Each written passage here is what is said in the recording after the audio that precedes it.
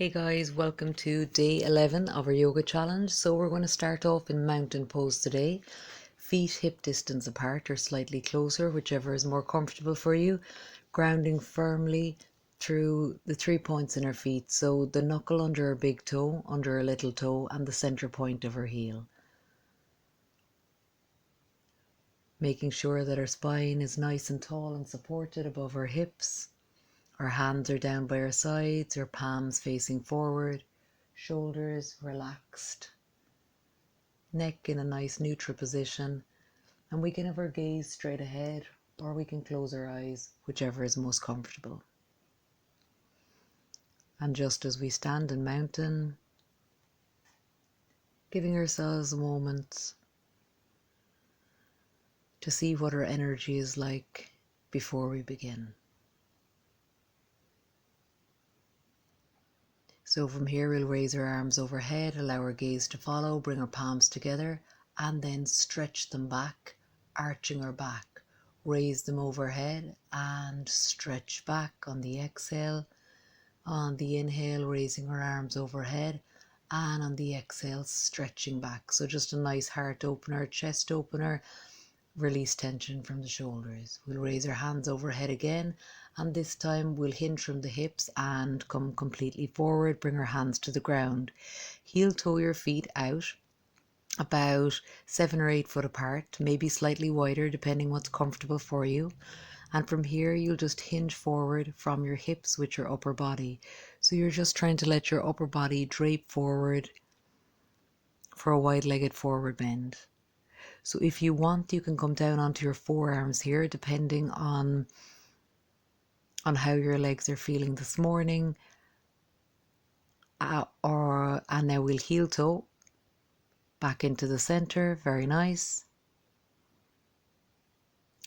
And we'll begin to restack our spine. So we'll just very, very gently start to curl up and unravel our body vertebrae by vertebrae, allowing the shoulders, the neck and the head to be the last to lift. Then maybe giving a roll or two to the shoulders and just releasing any tension that's left. So boom, now is the time to lose any extra layers that you don't be needing. So raising our hands overhead, catching our left wrist with our right hand and really grounding through our feet as we arch over to the right. Lovely stretch for our left side body. You should feel a nice opening all along the left side. Then we come back to center and we do the same on the opposite side. This time catching the right wrist and bringing it over to our left side. So a lovely way to wake up our side body as we start our practice. And coming back to center. From here we'll come down onto all fours and we'll come into a tabletop position.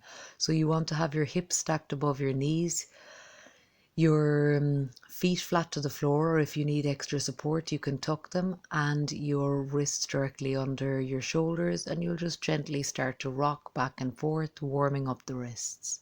So your gaze is down, so you're putting no strain on your neck, it's just down between your hands. And just rocking gently back and forth, and then turning our hands so that our fingers are facing out to the sides, and now moving gently from left to right, just warming up our wrists in all directions.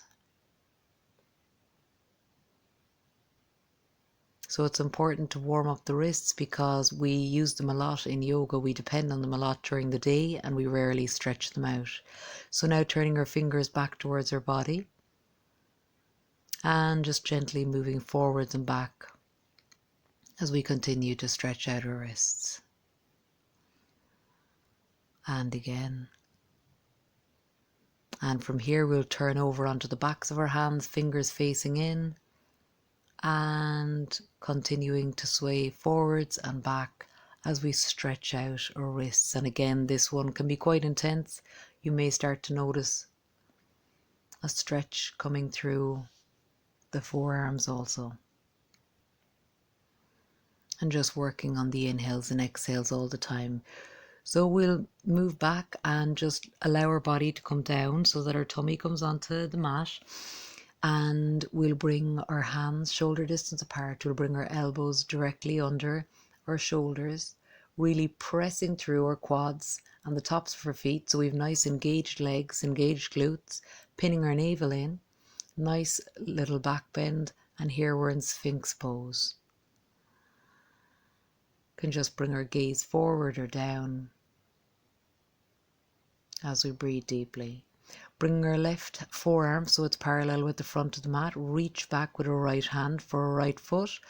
And from here, so I'm going to show you a few variations. You can keep your foot out, you can bring it in, or if it's very easy, you can bring it in and turn your fingers so that you're pulling your heel right in against your bum. But regardless of which one you're doing, you'll be getting a stretch for your quad, and just take it to whatever level you're comfortable with today. Keeping your gaze forward, and then when you're ready, just slowly release that leg. Same on the opposite side, so bringing our right forearm parallel with the front of the mat and bringing our left bum to heel to bum. Again, just noticing that stretch in the quad, enjoying the sensation and breathing into it, which allows us to go deeper. So from here, we'll just use our hands to press up. We might need to bring ourselves in a little bit on our mat.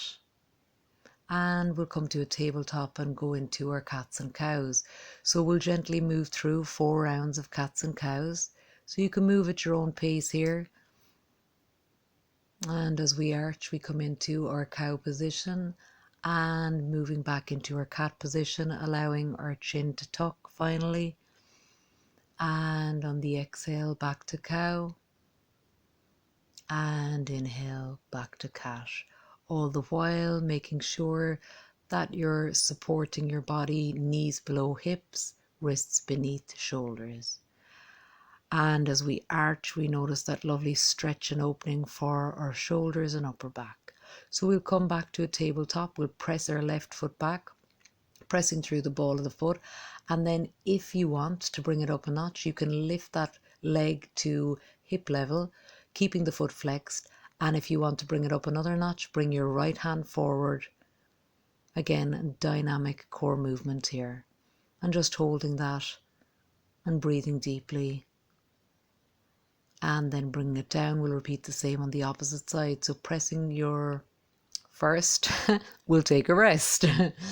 So let's go back to child's pose. So bum to heels, hands forward.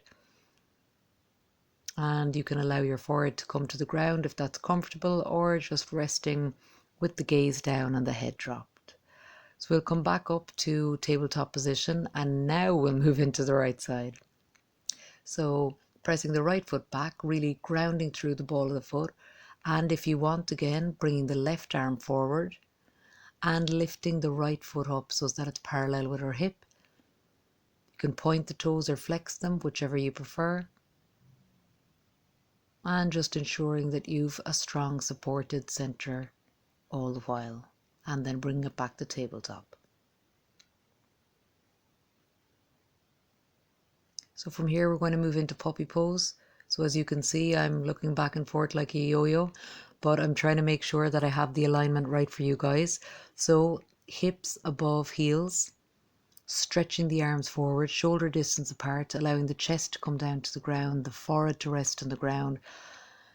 And this is a lovely release, just opening our shoulders and resting our head as we close our eyes and enjoy the stretch sensation. And then gently coming back up into tabletop. From here, we'll step our right foot forward and we'll start to heel toe it across to the left side of the mat. And we'll allow ourselves to come down on our right side, untuck our left foot and press into both hands on the mat. If you like, you can come down onto your forearms, and if you're comfortable here, you can allow your head to drop. So any of those 3 variations. So this is pigeon pose. Again, it's a really nice way to release the hip flexors. So this is a nice little stretch for a left hip flexor here. And again, just depending where you're at, you can allow your eyes to close and your head to rest, or you can sit in a more upright position, pressing your hands into the ground and keeping your gaze forward. And from here, we'll come back onto our hands. We'll walk our foot back over and we'll move to the opposite side. Bring our left foot forward, heel toe it over to the right. So this side, it's a bit easier for you to see on the camera. Untuck our right foot so that our foot is flat to the ground. Again, pressing through our hands. And if we like, coming onto our forearms. And again, if we would like to have it more restful, allowing our head to drop. So again, just go with whatever suits you today, and it could be different tomorrow. So this time it's our right hip flexor that we're stretching out. So just enjoy the sensations and tap into your breathing. We'll come back up onto our hands and move that foot back. And we'll come over into our cross-legged position. So well done, guys. Great job. That's day 11 done and dusted. As you go forward, may you have peace in your thoughts, your words, your hearts, your body and soul. Namaste. Have a good day, guys.